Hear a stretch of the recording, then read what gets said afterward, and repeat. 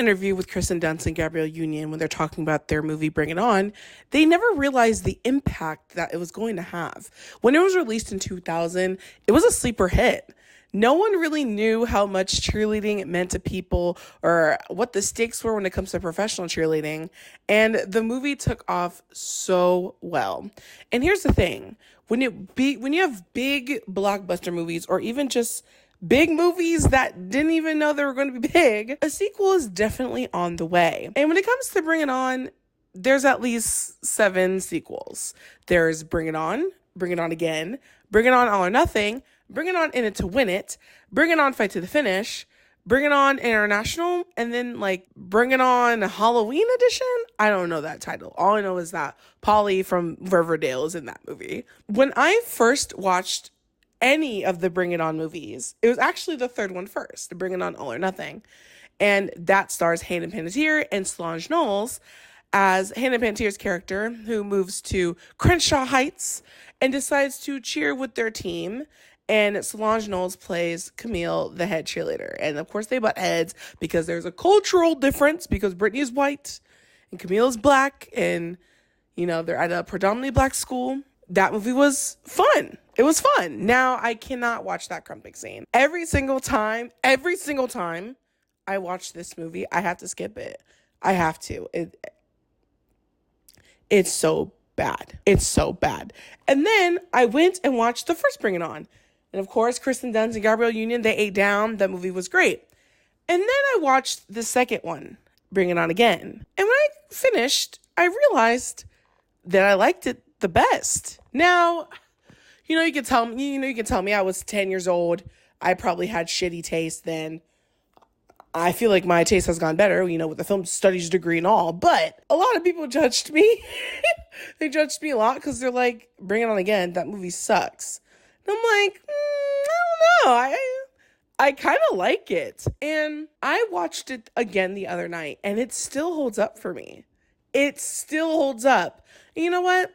I want to talk about it. I think Bring It On Again deserves more respect. I'll say that. It deserves more respect. In this video, I'm going to talk about the impact that Bring It On Again had on me, the impact that it had on the rest of the franchise, and then we're just going to do a nice little deep dive about it. All right, I'm going to be doing a brief synopsis of the film, so this is your first and only spoiler. Bring It On Again stars Whittier as an up-and-coming cheerleader going to California State College with her best friend Monica, as they have their aspirations to join the likes of Tina in the rest of the cheerleading squad.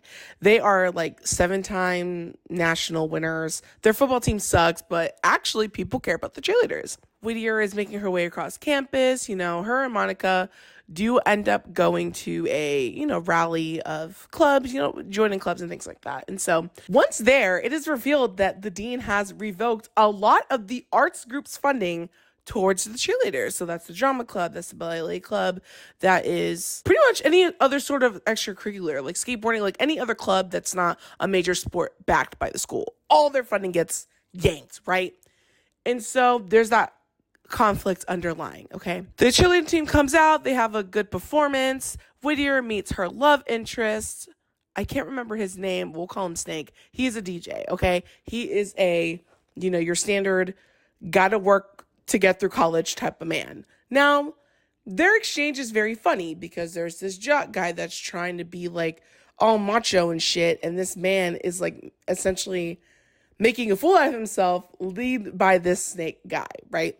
So Snake and Whittier develop a budding relationship. Monica and Whittier try out for the squad. They both get in, and Tina realizes that Whittier has head cheerleader, qualities. And then there's Marnie, who's the second in command. She's a raging bitch. It's giving bitter. She's just bitter all the time, right? And then you have my boy Detective Darren from Pretty Little Liars in this movie with blonde highlights. It's so funny. It's hilarious. And the dean also notices Whittier's potential. So he tasks Tina with help grooming Whittier to be the next her. So as they're going through training, as they're going through their first couple of games, Whittier is making a name for herself. She's getting up there. And Monica is also doing the same, but, she's also doing her own thing, which is great. And there comes a turning point where after their first game, they go to their first party at Tina's sorority, and Snake ends up coming over, and then they have like this kind of confrontation in a sense where Tina basically told Whittier to either choose us or this man, and she chooses the cheerleading squad, or at least Tina, and Monica calls her out for it, and she's like, what the fuck? And then she even calls out Tina and was like, you just mad because I ain't kissing your ass? Sorry. So then, next day at rehearsal, Tina has it out for Monica. Basically, Monica gets injured, and then she tells Whittier to call the steps, and Whittier's like, fuck no. And then they both quit the squad. And it's a turning point. You can say that's kind of honestly the inciting incident of the film. And from that point on, they're trying to figure out, what's life without cheerleading. I mean, Monica's got it figured out because she already knew what she wanted to do. But of course, Whittier's like, I don't know, main protagonist problems, right? But then she realizes, holy shit, we can just make our own squad. Let's make our own squad.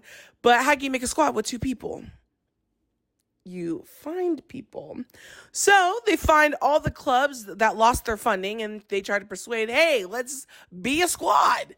And they're like, why the fuck we want to be a cheerleader? Who cares about that? And they're like, well, if we join a squad and we're good, we can earn $20,000, and we can just split that amongst the clubs because the school ain't gonna provide that. So they're like, oh, okay, that's not bad. So they work together to become a team, and then they start cheering on underappreciated clubs. The fencing club, the cricket club, softball, like they're hitting up all these other clubs that have been essentially underappreciated. And then Snake joins them as they're a DJ. So it's very cute, right? They're a squad, right? They feel like they're a squad. But then Marnie's like, you guys are not a squad. We are the official squad of the school. But then Monica's like, Miss Thang, you didn't read the rules. We could be the squad too. It says a squad goes. It doesn't say which one. So, of course, the dean not the dean. Whittier's like, let's hold a competition and let's have the student body choose. So they're like, okay, you got your competition, but your competition's in 2 days. And she's like, 2 days? What the fuck? And Tina's like, well, we're going to be great. So, and Whittier's like, you know what? We are too. It's okay, right? So they're prepping the night before, and they get into a little Whittier, Monica versus Tina and Marnie, and it's getting a little heated. And one of their main people, I would say like kind of on the ground people, gets injured, and they're down a person. Now they're like, what's going to happen now? Our board detective, Darren, comes and he joins the Renegades. That's their name. And so they do the competition. Surprisingly, the Renegades win. So they get to represent the college now when it comes to cheerleading. And essentially, the movie ends that way with basically Whittier getting everything that she wanted. And Tina basically gets ousted completely from the program. Now, this movie to me was hilarious. Like, to me, this is the funniest Bring It On movie. And I think it's a lot of the jokes isn't too much at the expense of like other people. Now, I will fully admit it's to 2000s, right? Things, certain jokes land, some don't. I think the one thing I can appreciate about Bring It On again is that it's the only movie set in college. So a lot of these people are above they're like 18 to 22, right? And to me, that makes more sense in my head because I'm sitting here, I'm like, yeah, like you're going to go through these hazing pranks. You're going to encounter frat guys, football guys. Like there's hierarchies, there's all these different things. And to me, it kind of just like, it makes more sense in college. But at the same time, I think it makes the film even campier because why the fuck are you acting like this in college? You know what I mean? Like, I've been to college, okay? Not a lot of people care about what you're doing sometimes. And some of the major themes I would say in this film is being true to yourself. Creativity. I think creativity is actually a really big theme in how to use your creativity, how to build community, and being true to who you are. And after this rewatch, I realized that, like, man, this movie really does have the creative experience personified. I mean, you literally have a group of people, right, that has like their passion that they want to do, but they have to essentially do another passion or another job to fund said passion. And I'm just like, if that's not the creative, that's the creative experience personified. Because here I am working a customer service job that I do not want to work just so I can work on my passion projects or fund essentially my life. And that was something I caught on this rewatch. And I'm just like, man, like that's so true. Another thing I really liked about this film, again, it's just the humor. I think it's just so funny. I think to me, Bring It On Again borders on parody. Like, it is, I don't think it's a so bad it's a good movie. I think it's a good movie. And I think it's just funny that these producers essentially parodied themselves only like the second film in. Because it seems like the first movie, but just like twisted, right? Like, you have like Whittier and Torrance. What kind of names are those? Whittier and Torrance? Like, I'm sorry. That shit is so funny. Like, what do you mean, right? Obviously, like, there isn't a black best friend to Torrance. Like, yes, there's Isis, but like, Torrance and Isis is more of like a friendly rivalry. Now, of course, Torrance kind of approaches it like, yeah, let's be friends. And Isis is like, girl, I'm not your friend. Like, it's a rivalry, right? Versus Bring It On Again, where like Monica is Torrance's best friend, but Monica is her own person. And this is where I want to go into my mini section. And this is where I'm going to go to my mini section about Monica as a character and how I think she is not only a secret protagonist, but I think she subverts the black best friend trope. And we're going to talk about it. And if you need just a little bit of a definition of a secret protagonist is a character in the narrative who initially appears to be minor, but plays a bigger role. This challenges the audience expectation and assumptions about which characters will be pivotal to the plot. First of all, we're going to sit here and we're going to analyze this poster, okay? This poster has Monica, Whittier, and Tina, right? With a blurred background of the stadium, right? Monica is like 45% of the screen, right? Of the poster. She looks damn near center stage. And then Torrance is off to her right. And then Tina's off to the corner. And you would think, if you're looking at this, you think, Monica is probably the protagonist. But no, it's Whittier. And I think that just goes to show how much Monica really does play a pivotal role in this film. Because first, yes, she's always saving Whittier's ass, but it's like in a way where they kind of joke about it. Like, Whittier thinks she's like all, like she thinks she gets the idea. She thinks so. But then Monica's like, bitch, no, you don't. Like, I do. And then she's like, yeah, you're right. Like, two Monica, zero, like Whittier, zero. Like, it's almost like a competition thing, but Whittier doesn't seem like bitter about it. It's almost like she really does keep her in check. Like, she really does like humble her when she needs to be humbled. And I love that. I love how Monica has her own dreams and aspirations. Yes, she's a cheerleader, but she wants to be a backup dancer for J-Lo. She wants to do something else. And I think this is personified best in her audition. When she is auditioning in this compilation, right? Because Monica's thrown in with everyone else versus, Whittier that's like by herself, because Whittier's like, I'm nervous, but like I know I can do it, right? But Monica, the way she moves and the way that she's so fluid with it, she knows she's good. And I think that's what like Tina clocks so early. Like, you can tell like with all the other reactions, like, yeah, like she is shocked by Whittier, but you're not going to sit here and tell me that you saw Monica's audition and you weren't just as like awed. It's because Tina knew that Monica was in opposition.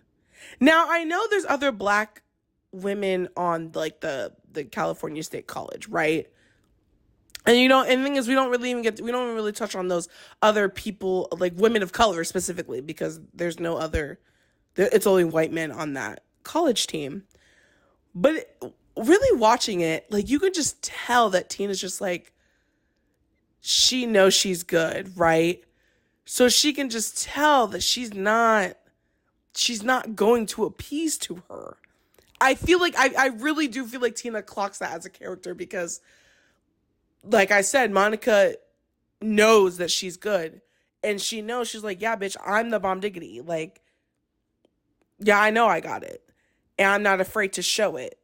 And Tina clocks that early. And that's why when she's in that meeting with Whittier, she said Monica's the first to go. Now, of course, Monica's like, throughout rehearsals and stuff, Monica also does push back. She pushes back. And she's just like, girl, like, it's not that deep. And she's like, this is, and then Tina's like, well, this is cheerocracy. There's no individuality. And then she's just like, slow your roll, girl, okay? It's I heard you. It's fine.